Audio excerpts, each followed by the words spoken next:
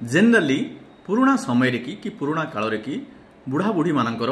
Uric acid अधिका रोला एवं आंठुगंठी रोग बाहर एबिका समय देखाई बहुत यंग एज मास्कर यूरिक एसिड अधिका रोचे आ समस्ते खोजती यूट्यूब रे कहतु गूगल कहतु कि डाक्तर को पचारती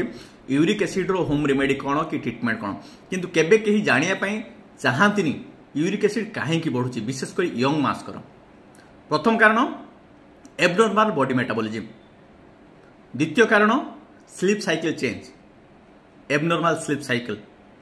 तृतीय कारण टी होची हाई प्रोटीन डाएट जनरली जो माने बॉडी बिल्डिंग करछन्ती प्रोटीन अधिका नउछन्ती हेल्दी फैट नौ नाहांती, तापर कारण ता होची लेट नाइट डिनर आउ हेवी डिनर एई सब होची मूल कारण एबिका टाइम रे कि यंग एज मास्कर यूरिक एसिड बढ़िवार। तो आपण माने ए सब को सुधारी दियंतु यूरिक एसिड कमी जीवो। Thank you.